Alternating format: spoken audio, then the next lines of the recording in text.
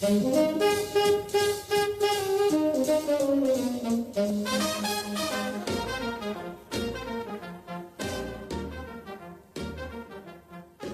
podcast is an invitation to feel and experience the souls of famous old Hollywood homes and to have an in-depth journey to the areas where they're located through interviews with longtime residents.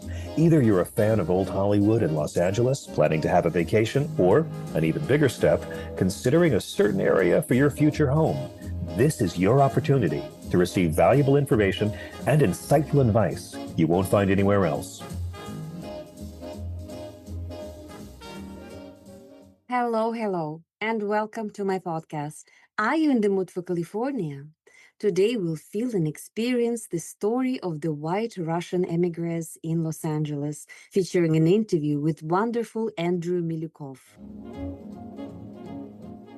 Now, my mom he was more from a military background, but upper middle class. My mom was from an aristocratic family in St. Petersburg. And I still have all the old photos. I managed to keep them of, and you see them in this elegant mansions and dressed up very well where they lived. And they, at the war started really in St. Petersburg. So the family fled east, hoping that it would be over and they'd be able to go back. But the communists kept advancing, so they kept moving east slowly over the years. And my uncles, my mom's brothers, were born in Irkutsk because that was not yet communism. Finally, by the time my mom got pregnant, they kept moving. My grandmother was pregnant. They moved even further into Manchuria. My mom was technically born in Harbin, even though she was Russian. And there was a big, giant group of white Russians fleeing the revolution in Manchuria and the east part of Russia.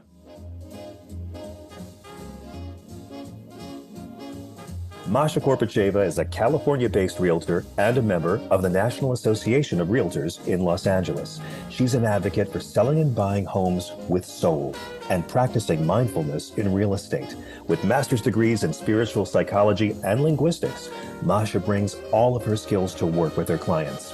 An intuit and empath, she has touched many lives with her outstanding ability to see beyond the visible and helping to come to better understanding of issues and their resolutions.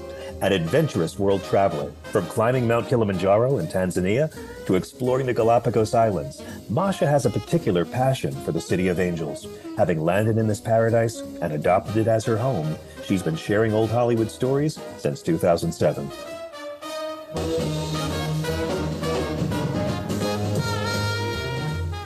In the mood for California, feel the soul of old Hollywood.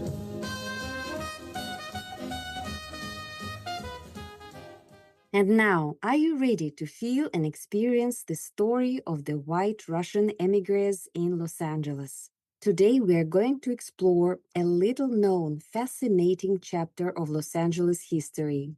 The story of the white Russian émigrés who landed on the Pacific coast, carried by the whirlwind of the Russian Revolution and Civil War, and found themselves in the golden light of Los Angeles, a world away from the palaces they once knew.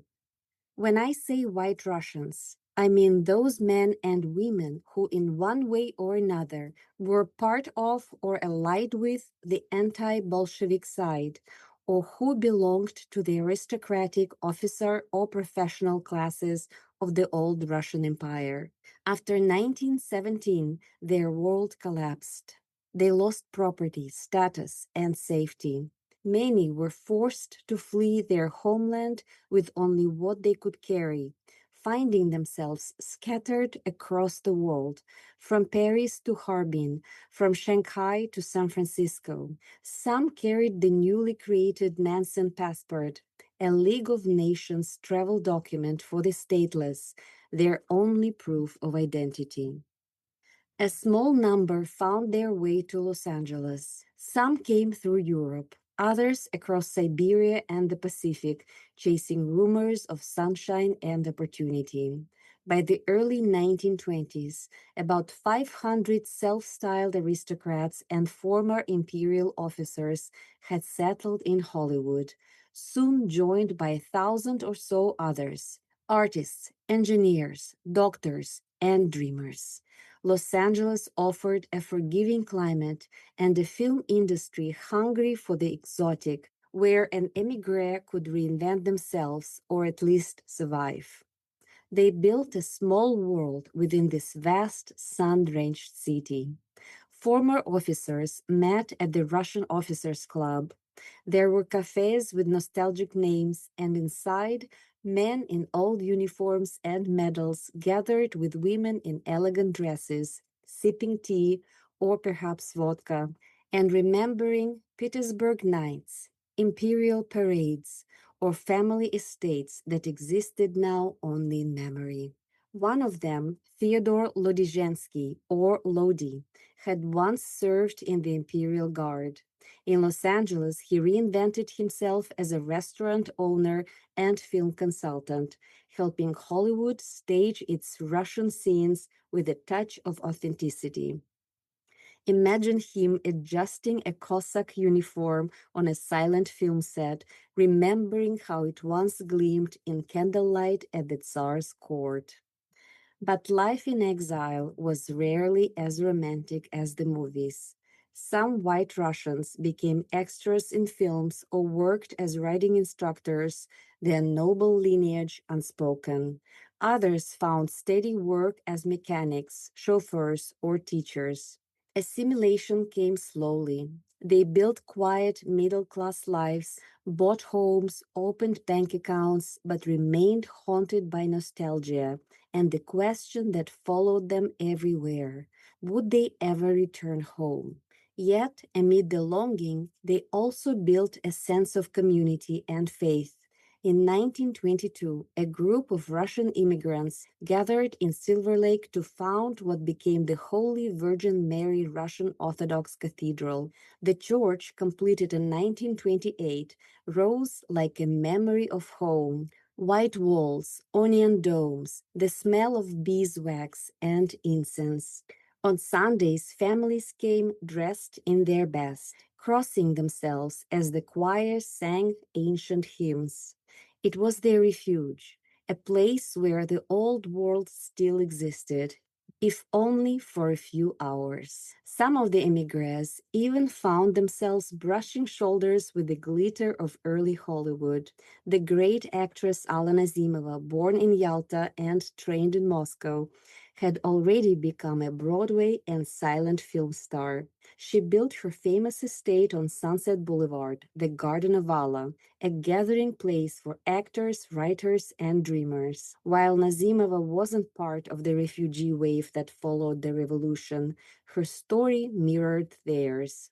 A woman who reinvented herself in Los Angeles, balancing her Russian soul with Hollywood stardom. And then there was Maria Rasputin, the daughter of the infamous Mad Monk. She escaped Russia through Europe and eventually arrived in Los Angeles, where she lived a most unlikely life. She had been a cabaret dancer, a circus performer, even a lion tamer. During the Second World War, she worked in the shipyards in San Pedro, later teaching Russian and babysitting to make ends meet. In her Silver Lake home, she kept photographs of her father and letters in Cyrillic script, reminders of a past the world had tried to forget. Once she wrote to the Los Angeles Times, defending herself against those who called her a communist simply because of her name. "I left Russia 28 years ago," she wrote, "and am now a naturalized American citizen." In her words, you can feel both defiance and sorrow, the eternal ache of exile.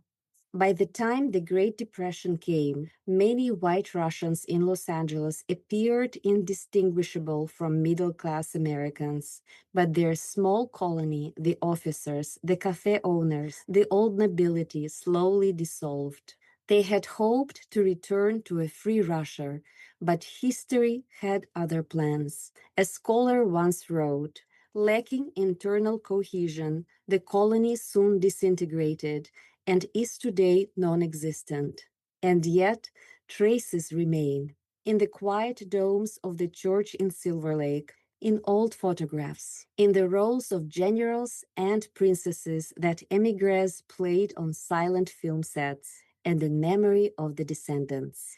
Their story is one of loss and reinvention, and of the eternal search for home." They arrived in Hollywood with epaulets and memories of imperial balls, stepping into dusty streets and film studios, trying to make do with the dream factory when the palaces were gone.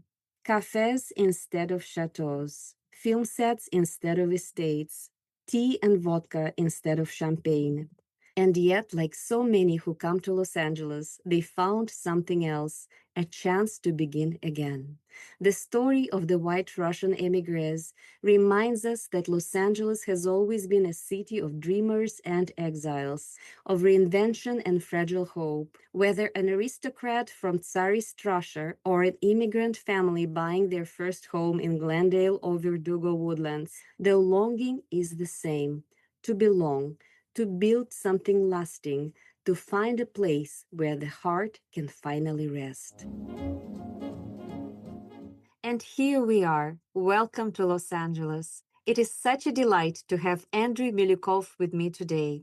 Andrew Miliukoff was born and raised in Los Angeles in a musical household, studying classical piano with his mother and rock guitar with his older brother. His parents were part of the white Russian community, émigrés who fled post-revolutionary Russia, loyal to the Tsar and devoted to preserving their traditions in exile. After graduating from Cal State LA, Andrew toured with Ray Charles before becoming a studio musician and later a film editor, working on projects for Budweiser, Mattel, and Ford. He founded Fireball Films, specializing in commercial editing and music scoring for clients such as McDonald's, In-N-Out, Gwen Stefani, and the Pussycat Dolls, and has since directed and edited campaigns for Toyota, Zynga with Snoop Dogg, and various PSA projects. Based in Los Feliz, Andrew continues freelancing while running his own post-production suite. Passionate about creativity and exploration, he spends his free time traveling to far-flung places, Colombia, Mongolia, Bhutan, and even North Korea, while continuing to compose and produce music. Today, Andrew will share what it felt like to grow up between two worlds, carrying the stories and values of his Russian heritage while finding his own path in Los Angeles. Hello, Andy. Hello, Nasha. How are you? I'm wonderful now that I finally have you as my guest on the podcast. Such a treat. Thank you so much for finding the time. You're very welcome. Well, Andy, I've known you for many years, and you're an American, and you were born in Los Angeles. But at the same time, you have this special vibe about you because you grew up in a family that was deeply rooted in Russian tradition, and not just regular Russian tradition, but imperial Russian tradition, because your parents immigrated as children with their parents right after the revolution, and they brought with them the culture that no longer exists. And yet you grew up in this very, very special culture. And that's why I wanted to have this conversation with you. So maybe you can share your parents' story of escaping Russia right after the revolution. Okay. Well, my parents actually met in San Francisco, and they went from different directions. So my father was quite a bit older than my mom, and he actually fought in the revolution as a child. Wow. So what happened was he was in a military academy, many, many hundreds of miles away from his parents when the revolution started. So they gave children 12, 13, 14-year-old rifles to fire at the communists. And his brother was killed with him in battle. And he tells me the story about when he was 12, since he was so small, they gave him a rifle, but instead of a leather strap, it had a rope, and it kept digging into his arm. It was so heavy. And he remembers firing it, shooting in combat at the age of 12. Oh my God. And eventually somebody knew about this little Russian military academy, and they took all the kids and they moved them to Belgrade, which was in Serbia. And he stayed there, grew up, went to university there, became a civil engineer. And later on, when he was about 30, 35, he found out that his mother was still alive and living in Tehran, Persia. So he went to Persia and lived there as an engineer for many years. But he didn't see his mom from the age of 12 to like 30. That's incredible. Wow. So, and he finally found them, tracked them down. And so he lived there. And then eventually he built many bridges in Persia as an engineer. And then the war started, so World War II started, and they all decided to come to America. And so he became a merchant marine and came to America in like 1940. And he stayed here and eventually moved after the war, moved to San Francisco and went to a Russian ball where he met my mom. Wow, what a story. Now, my mom is really, he was more from a military background, but upper middle class. My mom was from an aristocratic family in St. Petersburg. And I still have all the old photos. They managed to keep them of, and you see them in this elegant mansions and dressed up very well where they lived. And they, at the war started really in St. Petersburg. So the family fled east, hoping that it would be over and they'd be able to go back. But the communists kept advancing, so they kept moving east slowly over the years. And my uncles, my mom's brothers, were born in Irkutsk because that was not yet communism. Finally, by the time my mom got pregnant, they kept moving. My grandmother was pregnant. They moved even further into Manchuria. My mom was technically born in Harbin, even though she was Russian. And there was a big, giant group of white Russians fleeing the revolution in Manchuria and the east part of Russia. So eventually, when she was a child, like maybe 4 or 5, they took a boat from, I think, Vladivostok all the way to San Francisco. And she grew up there. And I have, pictures of my mom on the boat when she was 3 with my grandmother and my great-grandmother all coming to America, like in, 1920 something or whatever. And they lived there. And that was a big Russian community. It was not Los Angeles. It was San Francisco. That was where the embassy consulate was and the big cathedral. And so they were involved with all the other white Russians in the Bay Area. And eventually they went to a Russian ball and they met and they fell in love, got involved, and started a family. Wow, what a special story, Andy. That is incredible. So they both fled Russia, but from different sides of the world. My dad went to Persia. My mom's family went to San Francisco. Right, and yet they found each other at the ball, the Russian ball in San Francisco. Sounds like a fairy tale. Yeah, it was a special thing. Yes. And so they met in San Francisco, and then they moved to Los Angeles. Yeah, they went to New York for a little while, and eventually they came here, and both of my families, my mom's and dad's family, all resettled in Los Angeles. And at that time, even maybe a little bit now, the Russian colony, they used to call it. What's going on in the Russian colony? Remember they say that was the Russian church. Right. And so all the diaspora would gather there every Sunday and for on holidays. And it was a very interesting church and community because there's poor people from Russia, people who were but they were all white Russians. And there was Rich Romanov, the famous ballerina would go sometimes. Millionaires from Beverly Hills would go to the Russian church. So you would see old people, children, rich people, people from villages, people from aristocratic background, all in this one place. But the one thing they had in common was they were all non-communists. They'd never been to communist Russia. So their only Russian mentality, background, culture was from Imperial Russia, when it was a much softer thing. It was different language, they didn't have the same slang words. They were all very religious and very Russian, Yes. Because the Soviet Union tried to break away, say, you're Kazakhstan, Latvia, you're still part of this. The Soviet Union is more important than Russia. So they tried to make people not feel like they're Russian or Ukrainian or Latvian. They wanted them to feel communist more than that. And so it was these people wanted to hold on to their Russian culture. Right. And you're talking about the Holy Virgin Mary Russian Orthodox Church, right, in Silver Lake, which was founded in 1923. That's the church we're talking about. Yes, it was a very special place for gathering of white Russian community, as far as I know. And then some of very notable parishioners as well were Sergei Rachmaninoff and also Natalie Wood. Yeah, she got married there. I wasn't invited, but I think I wasn't born yet. But it's actually a growing church that just expanded it. And I go there on Sundays now, and it's very crowded, a lot of small babies and children and old people. And it still has a very important part of the Russian community here. Yes, that's right. And another notable figure that I know was a parishioner at the church, and also you mentioned to me once that she was a good friend of your mother's, and that was Maria Rasputin, the daughter of famous or infamous, I should say, Grigory Rasputin. She and my mom, for some reason, my mom was very outgoing and cheerful. She had a big group of friends, and Maria Rasputin was one of her closest friends. And so often, maybe even as much as once a month, she would come over to the house after church and they would socialize. And so I got to know her really well. She was almost like a secondary grandmother, and she would tell us stories about her dad. She was a very interesting person. She was a lion tamer for a while. She tried to be an actress. She was a very colorful life. And she always maintained that her father was a good man and he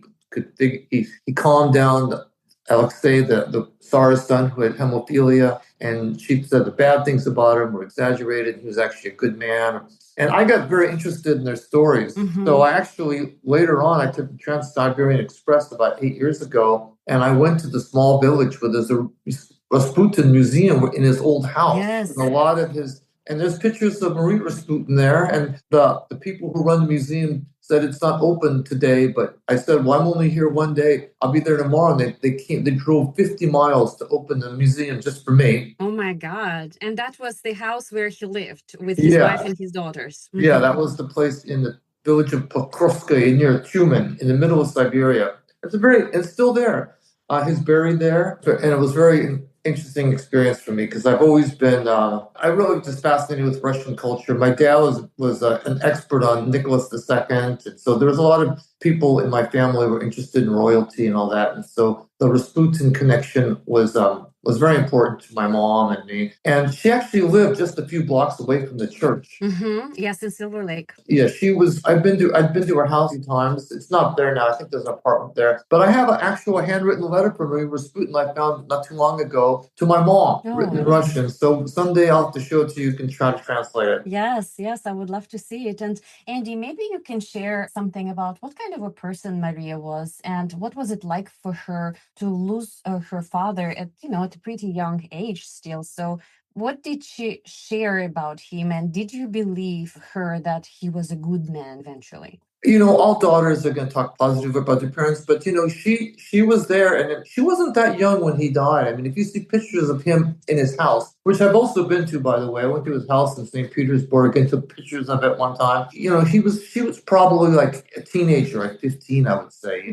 Yes, I think so. Yeah, something like that. And so she knew him pretty well. It wasn't like she was 4 years old or 6 years old. So, and it was all these people, dignitaries and famous, important people from St. Petersburg coming to his apartment, which was huge. They took like 4 or 5 apartments and made it one, and he had servants. There was always a car parked in front by the Tsar. So anytime he wanted to go anywhere, he was, he had all these special privileges, like as if he was royalty. Right. And she felt that he did something special. On a little more note, I mean, they've tried to figure out why the hemophilia stopped when he was around. And they're thinking that because the Tsarina, she was very agitated. She was from Germany, and she would get oh my God, the baby's bleeding. Oh my God, she'd panic. And the panic would make the child heart rate raise, and the blood would, flow faster, and it wouldn't have a chance to coagulate, and the child would heal in case he cut his hand. But Rasputin would put his hand in, and had a very deep voice, and he talked slowly, and he calmed the child down so the child would sort of rest. And eventually he was healed because he kind of, made the child calm down enough so that he could recuperate from his hemophilia. So there was something he did do, and it is scientific, but, his daughter did feel that he was a very spiritual man. His intentions were good. Yes, and he had some kind of like hypnotizing quality about him, like when he talked to people. Yeah, he had supposedly these eyes, and some of the movies that Marie Rasputin was in, they would show pictures of her eyes that she could hypnotize people like her father just by glancing at him. And so she became a lion tamer for a while in a Paris circus. And they said because she had her dad's hypnotic eyes that she could hypnotize the lions. So they used that to market that. Wow, that's pretty wild. Yeah, she was very colorful. She spoke a lot of languages. She was always laughing. She was very happy. She wasn't angry or bitter. She was always cheerful. So you were able to spend time with her when she would come over to socialize with your mom, and you enjoyed, her company.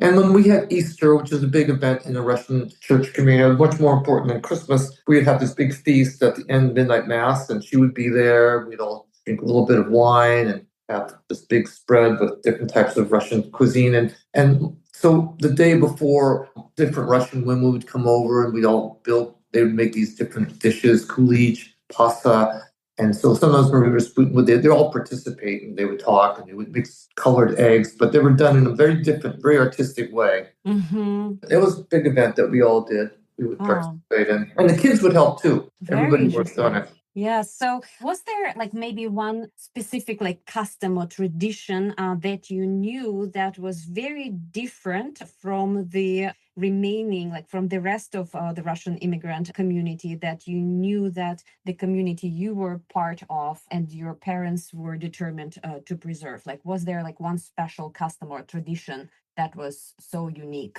Well, for me, it's hard to say because my Russian isn't that detailed, but I noticed when I go to Russia or even the church, they say you speak different. You speak differently. When you speak Russian, you pronounce words in the old way and say certain words that we don't use anymore and phrases. And it was sort of a softer Russian language. And it's sort of like as if you had somebody who was from old England and they talk with a very proper British accent, slowly and articulated, as opposed to some American going, "Oh wow, man, what's up?" So that's what it was like. It was much more of a refined, older Russian way of speaking, and people had different table manners and all this etiquette was and the communists wanted to get rid of that.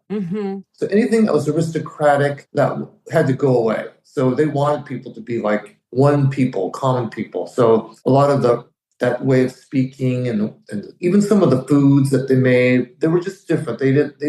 They got rid of those. Right. Very interesting. Like the tradition of the language and the speech, the way people were communicating with it. And some of the food in Russia, around Russian Easter, they stopped making because the churches were closed. And so some Russian people never even had some of the Russian food that we had every Easter. There was a dish called pasta, I think, and it's shaped like a pyramid, and it's many different cheeses, like cottage cheese and cream cheese all mixed together with eggs, and it was very rich, almost like an ice cream. And some Russian people never heard of it. Back in the day there, it was of course it was any Russian Easter gathering. And there was a lot of things, certain songs, music was different, so there was many things. And I actually, when they came, my mom's family came from Russia to America, they brought a lot of stuff, samovar to make tea and candlestick holders, but they're all made in a very elegant Russian way. The quality of like Fabergé, all that stuff was gone after the revolution. So, so some of those items I still got a chance to hold on to.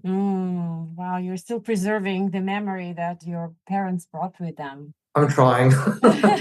So did your mother or father ever express maybe feelings of nostalgia or loss even for the Russia that they left behind? Did they ever talk about that? Well, my mother never did. She felt like it was a country that didn't exist anymore, like it was destroyed, as if the whole country was gone. Like if she went there, she would only thing she would know was, well, they're speaking the language that I know, because she spoke Russian very well. She was a court interpreter professionally. That was one of her jobs, besides being a classical pianist.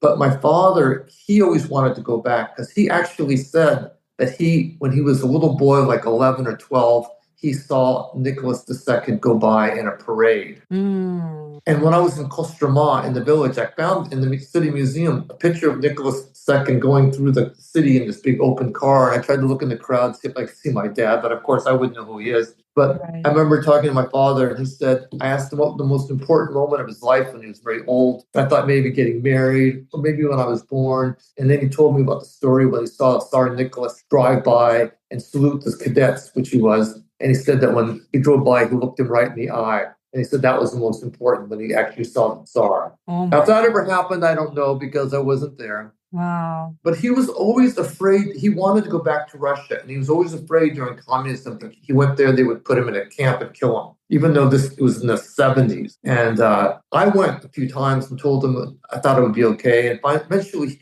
the first time I went, I came back and I brought some Russian soil from St. Petersburg. And my dad was like 70, and he'd never. It was the only time in my life I saw him cry. And I brought this little tiny box of some Russian soil, and he was holding it, smelling it, and he started crying. He was trying to hide it from me, but I could see tears, and he was like, because it meant so much to him. And eventually he did go back and visit communist Russia a few times. So he did. Oh my God! Yeah. What did he feel? He was he was a Russian historian, so he knew St. Petersburg. He knew where all the different old restaurants were and mansions belonging to different people. and some palaces. This used to be the British Embassy, now it's school. There was a famous restaurant here, and this hotel. Certain hotels are still there, like the Astoria and the Grand European. So the first time I went there, he made a whole map of all the important things I should see. The Yusupov Palace where Putin was killed. Yes. And so I went in there and took pictures. It was not open to the public back then. So yeah, it was I had a lot of advantages because my dad knew a lot about history in St. Petersburg. He knew everything.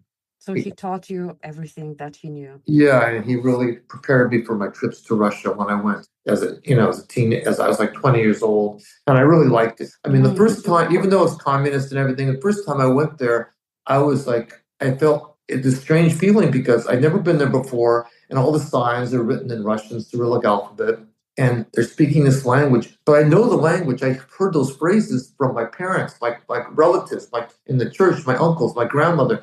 And I felt really at home. It kind of gave me the chills. They all looked like my relatives. Wow. And then I went to a couple of, restaurants, and there was all this Russian food. I go, this is what my mom makes. Mm-hmm. And I kind of felt at home to a place I'd never been before, which is a very strange feeling. Mm-hmm. Kind of look around these people. Who are they? They're like, this person could be related to me across the street. They look like one of my relatives. And if you've never been there before and you go as a 20-year-old, it's kind of eerie. So then I got the bug and I started going to Russia quite a bit and rejoined with my own little Russian group, which you were a part of. Yes. And I tried to continue the traditions. My mom taught me how to make some Russian dishes like golubtsi, stuffed cabbages, and Russian borscht, which is a vegetable soup. And everybody has their own, in Russia, has their own variation. But so occasionally, like once every few months, I have a Russian gathering. Only Russian-speaking people come, and we eat Russian food, and musicians sing and sing Russian music. And it's like being in old Russia.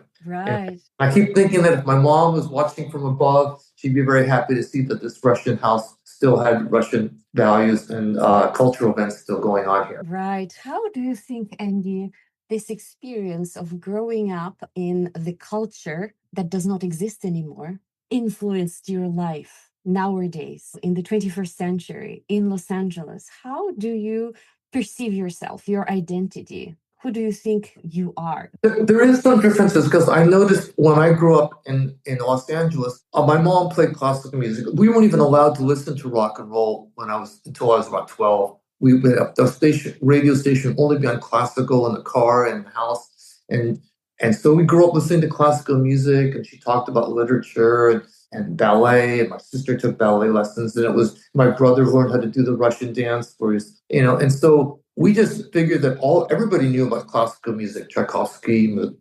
Beethoven, Mussorgsky, and we would know all these composers and talk about history and classical literature. My mom, there was also a big fascination in old Russia about Greek mythology and all those writers. And so I was really surprised when I went to when American kids that I knew, they didn't really know much about classical art like Rembrandt and all these old masters and painters and writers. They just kind of modern American society was all they knew about. And they didn't, it was very strange. I thought everybody knew about, well, this is Beethoven, this is Chopin, we know all these composers. And they go, nobody knew that stuff. So I think back in the old Russian times, you had to know classical literature, you should know a few different languages. And it's very important to know, not just Russian literature, but Dickens and everything. Everybody studied that. Mm-hmm. And those things were kind of not, they're all, in some places in America, I'm sure they are. Of course they are, but most Americans do not know or care about that stuff. And we were just part of society. We listened to classical music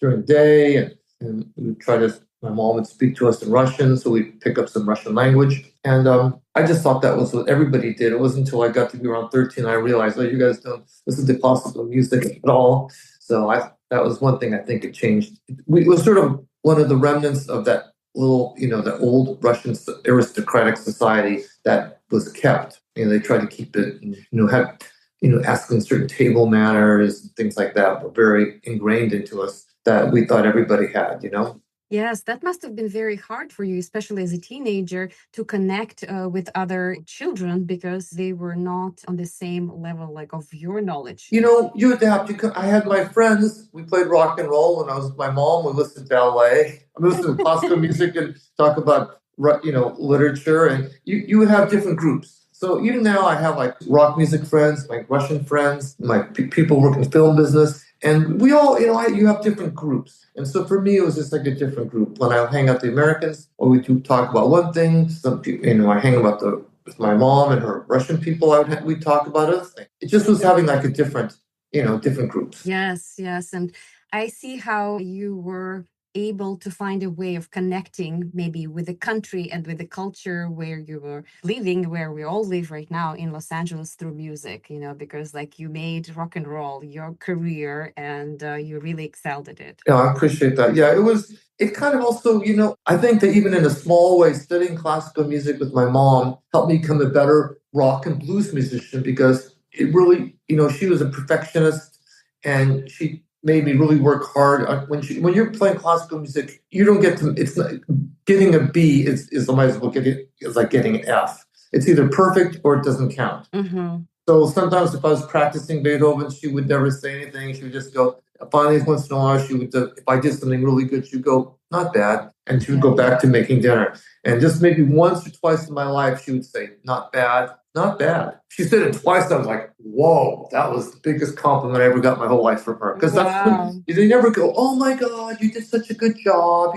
She never doted on us like that. Right. So you were expected to be as good as you could be. And if you did a good enough job, it wasn't good. You have to be perfect or at least try to do that. So, and I think that helped me with even playing rock and roll. I just wanted to be the best rock guitar player. You really are competitive. My brother and I, everyone in my family, we wanted to be, we're kind of like overachievers, I guess. Mm-hmm. And I think a lot of people now kind of slack up. It's good enough. It's close enough. Not all. I mean, there's a lot of very talented, successful people, but it's not as essential. People in Russia where you had to do well, otherwise you disappoint your family, Yes, yes, very true. And the last question to you, Andy, because we talked about you growing up in this white Russian community, and throughout history, people have actually fled their homelands during various times of political upheaval and revolution.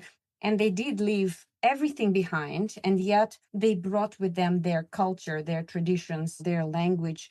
From your perspective, as a child who grew up in a similar community, what lesson, if you were to think about one lesson, what lesson do you think that future generations can learn from the stories and experiences that your parents and the white Russian community kind of instilled into you? Well, the one thing I think was, and I think might be a little bit lost now, was when you come from your host country you're fleeing from, you bring your culture with them, your food, your language, your traditions, musical things. But once you come here, you keep just the best things of that. Like, let's say people maybe in Russia drink too much, don't bring that here. But you're an American, you speak English without a Russian accent, you work hard, you learn the customs. So when you're walking around, people in America don't think of you, oh, look at that Russian guy over there, he can barely speak English, he doesn't do very well. You assimilate. Most important thing, she goes, we're Americans now, we have a Russian culture, it's like our hobby, it's something of who we are. But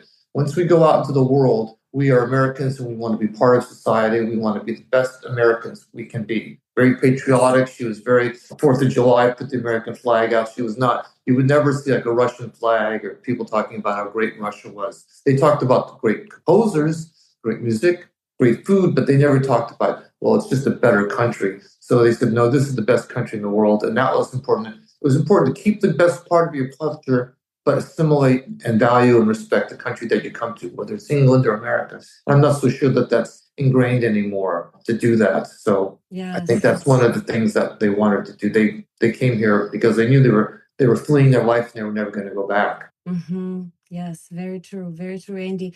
Well, thank you so much for sharing your incredible stories, your amazing insight, and thank you for finding the time to have this conversation with me, because my podcast is a time capsule of Los Angeles, and it took me a while to talk you into participating in my podcast, but I did want to have this White Russian episode because it was such a big part of the country where we both are from, even though, we now live here. But you were so on point when you said, bring the best with you from the culture where you come from and continue flourishing, continue spreading this light and these amazing things that you learned wherever you are.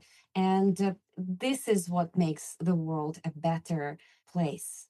to me. All right. Well, I appreciate that. Thank you so much. Thank you, Andy. Thank Bye-bye. you so much, and I will talk to you soon. Talk to you soon. Bye-bye. Bye-bye, Masha.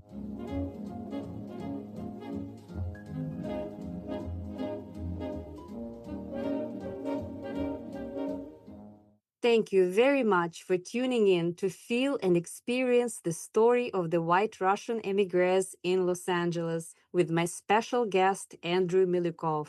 If you enjoy my podcast, In the Mood for California, please sign up for future episodes at your preferred platform and please leave your feedback. I really appreciate your time and support. You can also follow me on Instagram at In the Mood for California and check out my website www.inthemoodforcalifornia.com.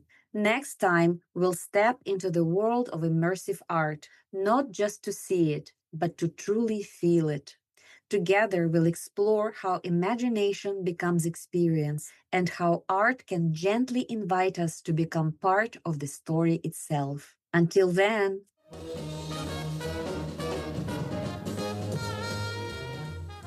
In the Mood for California. Feel the soul of old Hollywood.